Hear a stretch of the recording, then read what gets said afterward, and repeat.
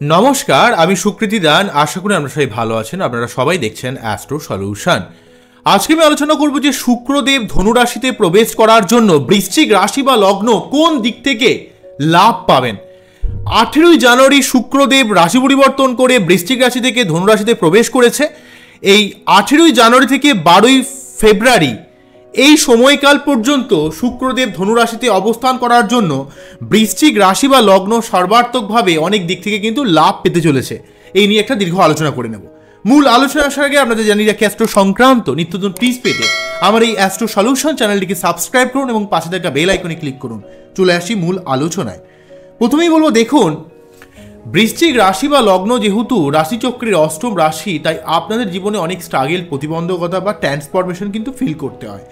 আপনাদের জীবনে কখনো কোনো কাজ কখনো সহজে হয় না, সব কিছুর মধ্যে ডিলে হয়, সব কিছুর মধ্যে লেট হয়।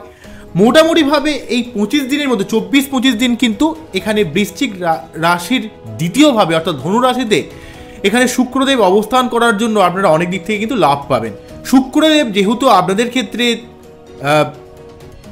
দ্বাদশপতি এবং সপ্তমপতি, অর্থাৎ আপনার বিদেশ যাত্রা, বিদেশ থেকে অর্থ ইনকাম এবং আপনার প্রেম, ভালোবাসা, রোম্যান্টিকতা, অর্থ লাভ, পাবলিক ডিলিংস এতগুলো ব্যাপারকে হেল্প করে।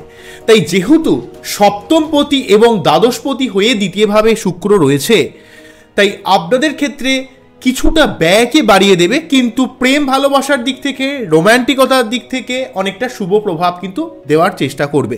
শুক্রদেব কিন্তু এখানে সেকেন্ড হাউসে অবস্থান আপনার মুখের ভাষা প্রয়োগ করে অনেক কাজে আপনাকে সফলতা প্রদান করবে।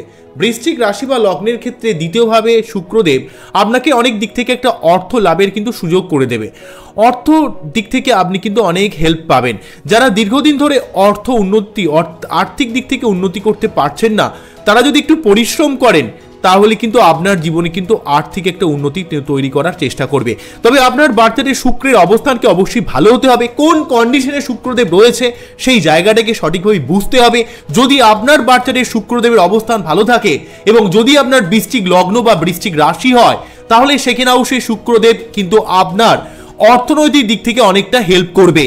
এমন জায়গা থেকে আপনার অর্থ আসবে আপনি যেটা ভাবতে পারেননি। আপনার কর্ম পরিবর্তন, কর্মে উন্নতি যোগ বা কর্মপ্রাপ্তির যোগ কিন্তু তৈরি করবে। ফাটকা জায়গা থেকে আপনার কোনো অর্থ আসতে পারে এবং আপনার জীবনে প্রেম, ভালোবাসা, রোম্যান্টিকতার দিক থেকেও কিন্তু আপনাকে অনেকটা হেল্প করবে। অনেক কাজে আপনি খুব সুন্দরভাবে কথা প্রয়োগ করে আপনি কিন্তু নিজের কাজে সফলতা লাভ করবেন। সেটা আর্থিক দিক থেকে হতে পারে, প্রেমের দিক থেকে হতে পারে, আত্মীয় স্বজনের সঙ্গে সম্পর্কের ব্যাপারে হতে পারে। সেকেন্ড হাউসে শুক্র কিন্তু আপনাকে সর্বার্থক কাজে কিন্তু সাফল্য প্রদান করবে। যেহেতু দ্বিতীয়ভাবে শুক্র অবস্থান করে যেহেতু অষ্টম ভাবের উপর দৃষ্টি প্রদান করছে এবং এই অষ্টম ভাব আমাদের জীবনে ফাটকা জায়গার ভাব, ফাটকা ইনকামের ভাব, উত্তরাধিকার সূত্রে সম্পত্তি প্রাপ্তির ভাব, ঝামেলার ভাব। তাই অষ্টম ভাবে শুক্রের যে দৃষ্টিটা সেটা কিন্তু আপনার ফাটকা জায়গা থেকে অর্থ লাভ, আপনার জীবনের সার্বিক ঝামেলাকে নির্মূল করে দেওয়া, আপনার সেক্সুয়ালভাবে আপনাকে অনেকটা সেক্সুয়াল প্লেজার দেওয়ার ক্ষেত্রে হেল্প করবে, আপনার কামনা বাসনা ভোগ অর্থ লাভের দিক থেকে অনেকটা হেল্প করবে। কেননা এখানে মঙ্গলের যেহেতু রাশি, মঙ্গলের সঙ্গে শুক্রের একটা নিরপেক্ষ সম্পর্ক রয়েছে। কেননা শুক্রকে আমরা জানি মহিলার কারক হিসাবে মানা হয় এবং মঙ্গলকে মানা হয় পুরুষের কারক।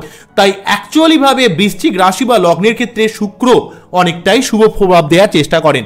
কেননা সপ্তমপতি হওয়ার জন্য উনি যেহেতু সেকেন্ড হাউসে রয়েছেন, তাই আপনার ব্যবসার দিক থেকেও অনেক শুভ ফল কিন্তু পাবেন। আপনার ব্যবসার অনেক আয় উন্নতি বৃদ্ধি পাবে, আপনার প্রেম, ভালোবাসা, রোম্যান্টিকতার দিক থেকে অনেকটা হেল্প পাবেন। এমন কিছু মানুষের সঙ্গে আপনার কানেকশন তৈরি হবে, যেই কানেকশন আপনার জীবনে অনেকটা একটা উন্নত ভূমিকা পালন করবে।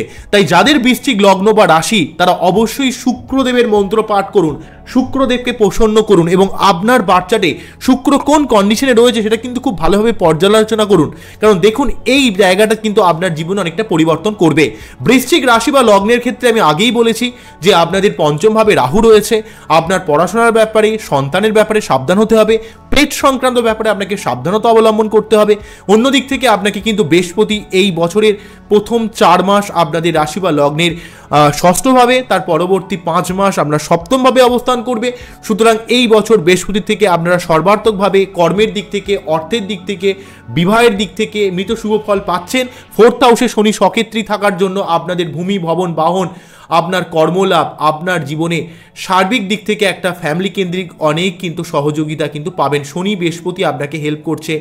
অন্যদিক থেকে কেতু আপনার 11th হাউসে আপনার কর্ম পরিবর্তন বা অনেক জায়গা থেকে প্রোগ্রেস দেওয়ার চেষ্টা করছে। এবং শুক্রের এই 24 দিন ব্যাপী অবস্থান, অর্থাৎ মোটামুটিভাবে 18ই জানুয়ারি থেকে 12ই ফেব্রুয়ারি এই যে অবস্থান সেকেন্ড হাউসে আপনাকে অর্থের দিক থেকে, ব্যবসার দিক থেকে, রোম্যান্টিকতার দিক থেকে, আপনার নিজের লাইফ পার্টনারের দিক থেকে, হেল্পের দিক থেকে এবং অনেক মানুষের সহযোগিতায়, বিশেষ করে বিপরীত লিঙ্গের কোনো মানুষের সহযোগিতায় আপনার জীবনে বিশেষ কিন্তু সাফল্য লাভ করবেন। তবে আপনার বাচ্চারে কিছুটা খরচকে বাড়িয়ে দেওয়ার একটা প্রবণতা থাকবে, যেহেতু শুক্রদেব কিন্তু দ্বাদশপতি। তাই অবশ্যই ব্যয়ের জায়গাটা একটু সংযত হবেন এবং নিজের বুদ্ধি খাটিয়ে অনেক কাজে আপনি কিন্তু সফল হতে পারবেন। শুধুমাত্র শুক্রদেবকে একটু প্রসন্ন করতে হবে, শুক্রদেবকে একটু বুঝতে হবে। এই ব্যাপারটা করলে আপনার জীবনে সর্বাত্মকভাবে একটা পরিবর্তন কিন্তু শুক্রদেব নিয়ে আসবে।